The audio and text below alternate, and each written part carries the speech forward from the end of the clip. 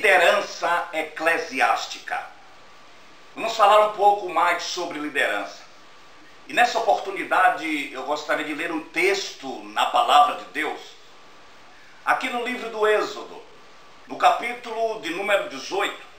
Vou ler somente um versículo. O versículo de número 17, que diz assim: O sogro de Moisés, porém, lhe disse: Não é bom o que fazes. Eu quero, nesta oportunidade, falar acerca de erros que o líder eclesiástico não pode cometer.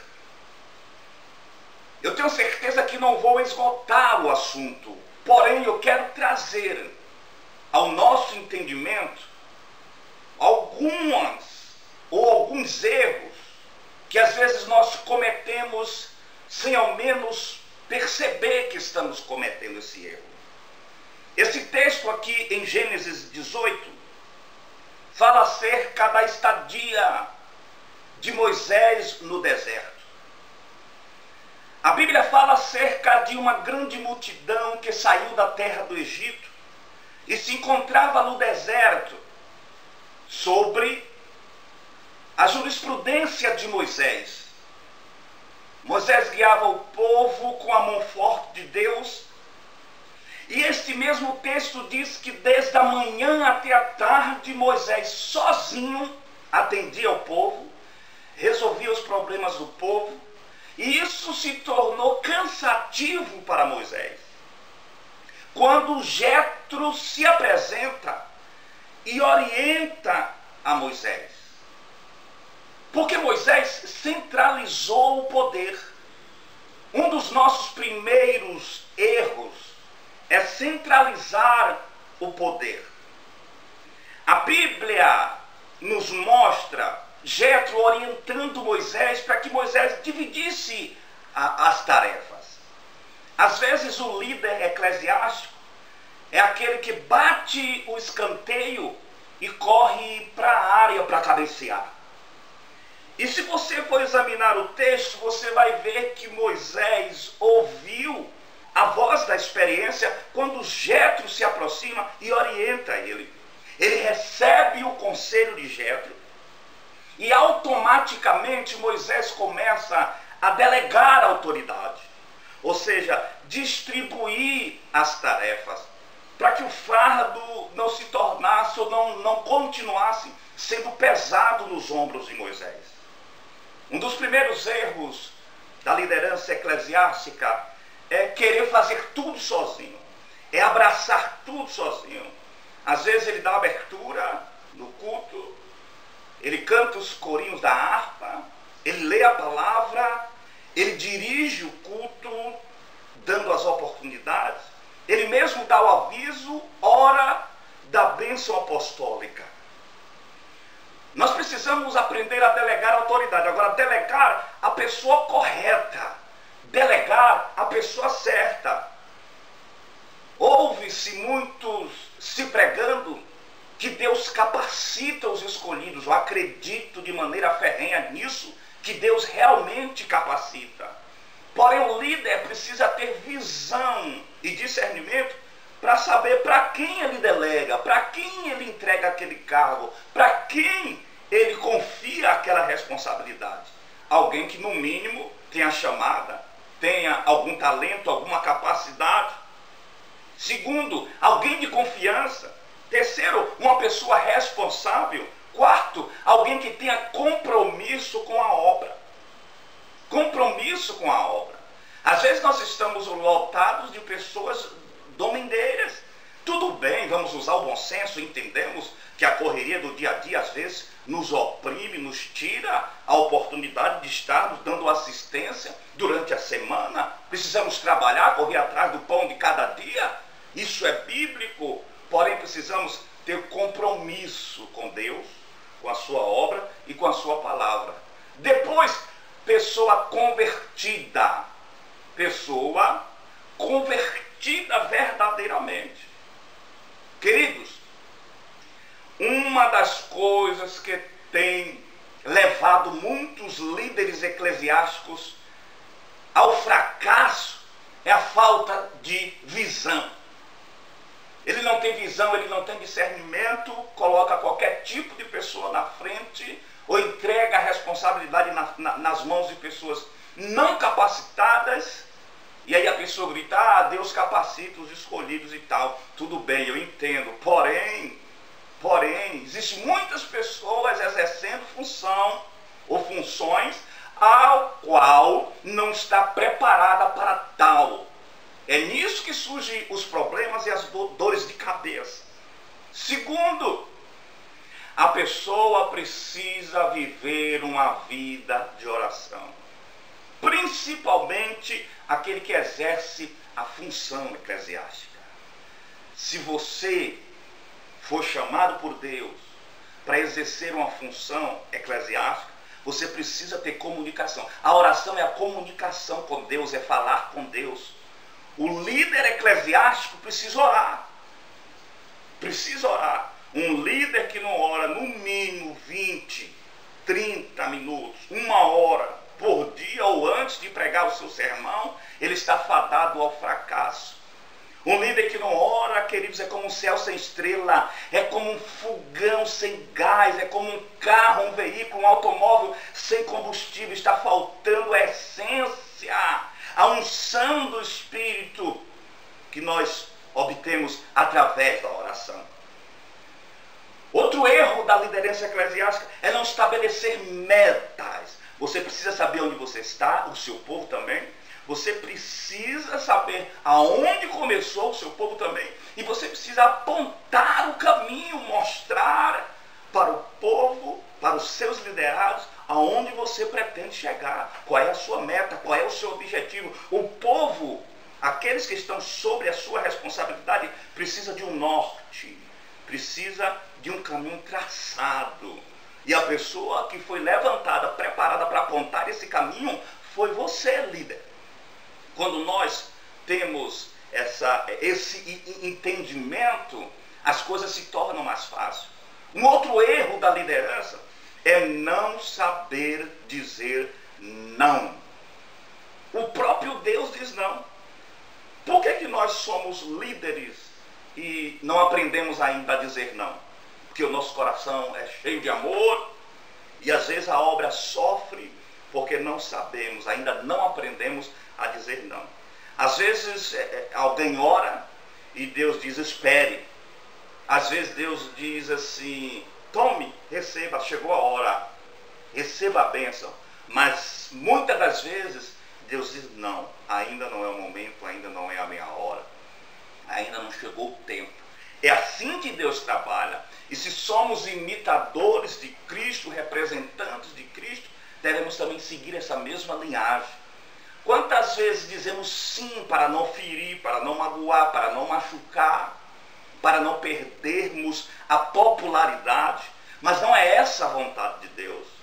Quantas vezes o correto é dizer não. Líder, aprenda a dizer não e você vai ver as coisas fluírem de maneira mais fácil. Outro erro da liderança é transmitir indiretas. Líderes que vivem pregando indireta, transmitindo indiretas, estão fadados ao fracasso. Por quê? Porque a indireta, ela é, primeiro, uma covardia. Segundo, uma arma demoníaca que fere, que machuca e que entristece. Quando o líder, ele verdadeiramente tem chamada de Deus, ele não precisa estar usando esse tipo de artifício, ou seja, dando ou transmitindo indiretas. Quantas vezes líderes usam o microfone, o poder da palavra, para transmitir indireta, porque ele é um covarde e não tem coragem de chamar a pessoa, conversar com a pessoa, para que aquele assunto seja resolvido.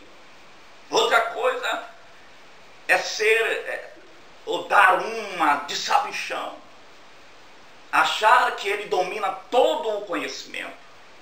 Na verdade, o líder ele precisa saber ouvir.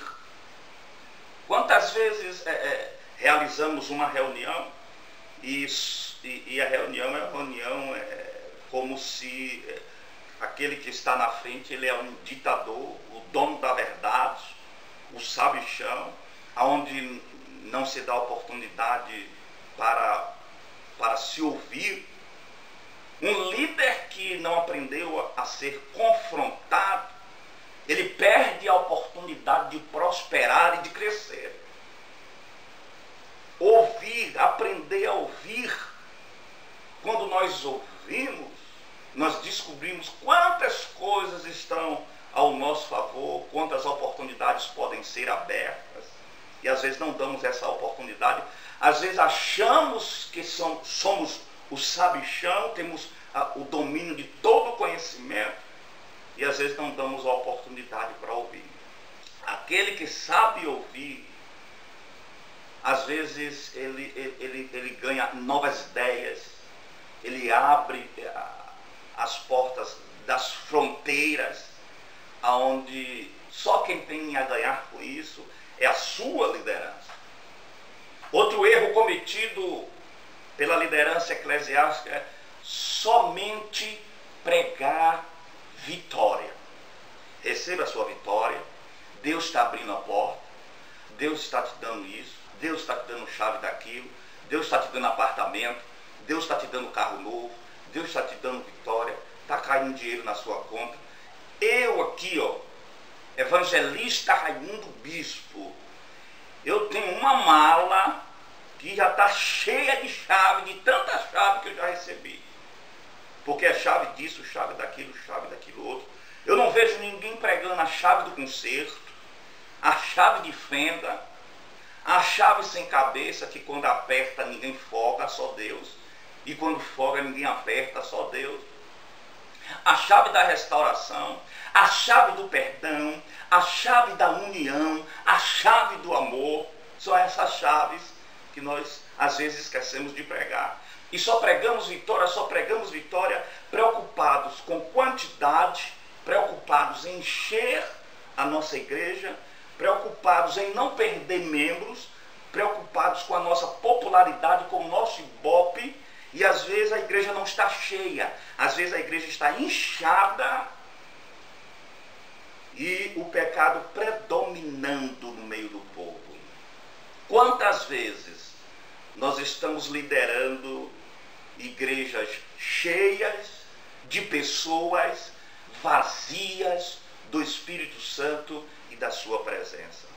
O foco principal do líder é a salvação de almas, é a libertação de vidas, apontar para a cruz de Cristo, mostrar ao povo que não é só aqui na terra que precisamos estar preparados para ir para o céu.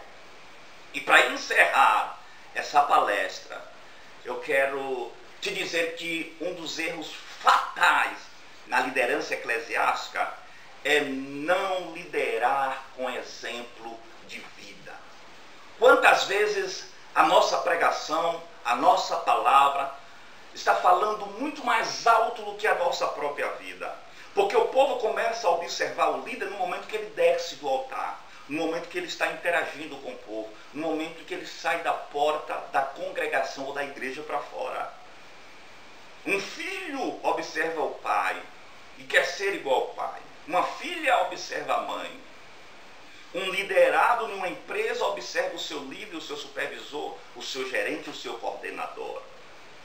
Quem é soldado quer ser cabo, quer ser sargento, quer ser subtenente, quer ser tenente, quer ser capitão, quer ser major, quer ser coronel, quer ser general. Então vai naquela escala da hierarquia, seguindo-se exemplos. E uma das maiores pregações, uma das maiores ou melhores formas de se liderar é liderando através do seu próprio exemplo. A sua vida ilibada, a sua vida corrigida pela palavra é a melhor pregação, é a melhor maneira de se liderar. Receba essa palavra. Seja edificado por essa palavra. Coloque em prática esta palavra, assim como eu também estou me esforçando para colocar em prática.